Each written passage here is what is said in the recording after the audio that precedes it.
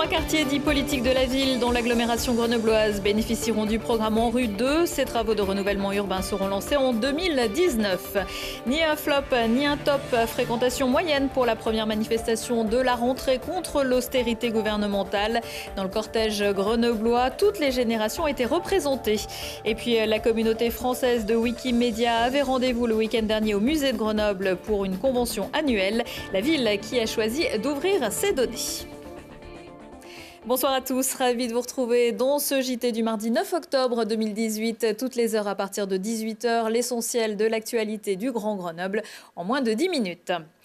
L'incendie volontaire de la société Eiffage à Saint-Martin-d'Hères a été revendiqué par des activistes libertaires sur un site internet de la même mouvance. Lundi à 4h du matin, ils auraient mis le feu à une dizaine de véhicules et à un atelier de mécanique. Des actes justifiés selon ses auteurs parce que, je cite, cette entreprise occupe une fonction fondamentale dans notre société carcérale. Résultat, 70 personnes sont au chômage technique. Depuis le printemps 2017, plusieurs attaques ont été revendiquées par des commandos libertaires et anticapitalistes dans l'agglo, comme l'incendie de 2 casernes de gendarmerie à Grenoble et Mélan et l'incendie de la casemate. Pour tous ces dossiers, l'instruction est toujours en cours. Le chiffre est colossal, 420 millions d'euros pour le renouvellement urbain de 3 quartiers dits politiques de la ville. Le programme ANRU 2 a été dévoilé il y a quelques jours. Les travaux s'engageront dès 2019 pour une durée de 10 ans. Un projet métropolitain mis en place par l'Agence nationale pour la rénovation urbaine qui a pour objectif de transformer en profondeur la qualité de vie et l'environnement des habitants de ces quartiers sensibles. Explication avec Julie Ségala. Jouer collectif pour transformer durablement les quartiers prioritaires, pari gagné pour la métropole. Dès 2019, près de 410 millions d'euros seront investis sur 10 ans dans 3 quartiers du sud grenoblois. Les Villeneuve, Grenoble et Échirolles, Mistral et le quartier Renaudie-Chamberton à Saint-Martin-d'Hères. Un projet ambitieux qui lance la seconde phase du programme de renouvellement urbain mis en place par l'ANRU. Le pari, c'est de changer l'image de ces quartiers. C'est de permettre de mieux vivre demain avec un projet qui est essentiellement tourné sur l'habitat et les espaces publics. Mais ça veut dire que nous aurons, je dirais, près de 130 opérations sur les 10 ans de rénovation et de réhabilitation. Vous faites le calcul, ça fait plus d'une dizaine par an. Et pour améliorer le quotidien des habitants, 314 millions d'euros seront consacrés à l'habitat, avec en première ligne les bailleurs sociaux qui financeront 44% du programme. Entre réhabilitation, résidentialisation et démolition, plus de 6 000 logements seront concernés, notamment à la Villeneuve. L'ANRU 2, c'est un programme global qui vise en fait à transformer la Villeneuve en un éco-quartier populaire avec 2 objectifs: réhabiliter les logements en faisant, dans le privé et dans le public, de nouvelles cages d'escalier, et puis des équipements publics, le pôle enfance, le pôle éducation des Trembles. Un quartier ouvert et aéré, c'est le nouveau visage prévu pour la Villeneuve d'Échirolles à l'horizon 2028. Au programme 200 logements démolis, la butte rasée et l'autopont démolis pour une entrée de ville plus apaisée. Mais les espaces publics ne seront pas oubliés. Avec la démolition, y compris du centre social tel qu'il est aujourd'hui, son intégration dans la butte, le développement des espaces au rez-de-chaussée des immeubles Illis et Célestria pour réaliser un pôle de service public important avec, y compris en complément, un équipement économique pour accueillir des commerces de proximité. L'accès à l'emploi et à la formation sera également au programme de l'ANRU 2 avec le 1% insertion, un dispositif unique en France qui permettra aux chefs de chantier de recruter des demandeurs d'emploi dans les quartiers impactés. Au total, près de 12 000 emplois pourraient être créés sur 10 ans. Lancé en 2007, ANRU 1 avait permis de rénover certains quartiers comme le village olympique ou Tesser. Plusieurs centaines de personnes ont défilé ce matin de la gare de Grenoble à la place de Verdun devant la préfecture. Première séance de revendication de la rentrée contre la politique idéologique du gouvernement, quel qu'il soit. Olivier Escalon a suivi le cortège. Salariés du privé, fonctionnaires, retraités, étudiants ou chômeurs, ils étaient tous là pour cette journée de mobilisation de grève interprofessionnelle du 9 octobre. Les manifestants réunis à l'appel des syndicats, CGT, FO, FSU, Solidaire, UNEF et UNEL, sont partis ce matin à 10h de la gare pour arriver vers midi à la préfecture. Le mot d'ordre, s'opposer à la politique du gouvernement.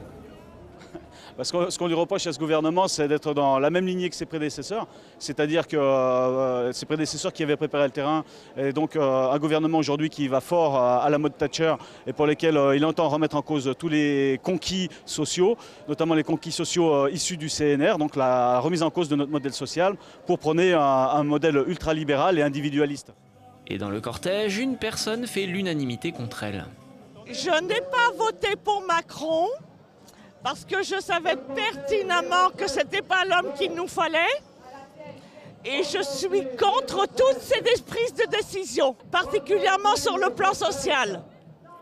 C'est le président des riches, bien sûr, puisque aujourd'hui, il prend l'argent, notamment aux retraités et aux salariés, pour le redistribuer aux patrons dans les entreprises, avec le CICE qui encore cette année va coûter 25 milliards de crédit d'impôt qui va être redistribué aux entreprises. C'est ce qu'on pensait. Il s'est dit ni de droite ni de gauche, mais il est beaucoup plus de droite que de gauche. La manifestation s'est déroulée dans le calme. 2500 personnes ont défilé selon la police, 3500 selon les syndicats. Et les perturbations sur la circulation des tramways et des bus n'auront été que légères. Après Paris et Strasbourg, c'est Grenoble qui a accueilli il y a quelques jours la convention des contributeurs Wikipédia, l'encyclopédie en ligne dont vous êtes le héros. Objectif, faire la balance des dernières années et fixer des caps pour les 10 prochaines années. Mathias Araez. Que celui qui n'a jamais réalisé un exposé grâce à Wikipédia parle maintenant.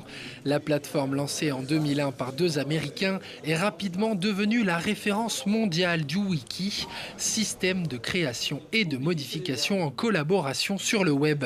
Avec 30 millions de visiteurs, Wikipédia est aujourd'hui le 4e site le plus visité en France.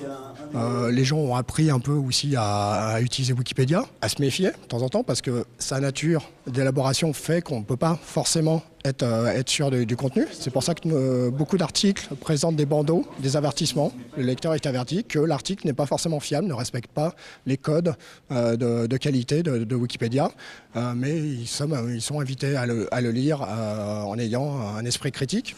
En collaboration avec l'Éducation nationale, Wikimedia France cherche notamment à donner les armes aux plus jeunes face aux fake news ou infox, comme décidé lors de cette convention. Pour la 3e édition de son rendez-vous biennal, l'institution a choisi Grenoble, tout sauf un choix anodin. La municipalité a, depuis 4 ans, mis en avant son intention d'ouvrir des données. Des délibérations sont passées en ce sens récemment, en mai et puis en septembre, pour mettre à disposition des données culturelles. Puisque les données plutôt techniques y étaient déjà. On a une plateforme qu'on utilise pour OpenStreetMap, par exemple. Et pour les données culturelles, ça manquait. Donc là, visiblement, il y a une volonté municipale. Avec des projets comme Wikipédia, le Wiktionnaire, Wikidata et bien d'autres, les Wikimédians francophones cherchent des bénévoles toute l'année. À Grenoble, une cellule de 10 à 20 personnes existe déjà. Et vous pouvez aussi participer financièrement. Wikimedia France est financé à 95% par des dons. Participez, il en restera toujours quelque chose après le dépouillement des derniers votes ce week-end. On connaît les projets et les porteurs de projets grenoblois qui ont remporté la 4e édition des budgets participatifs.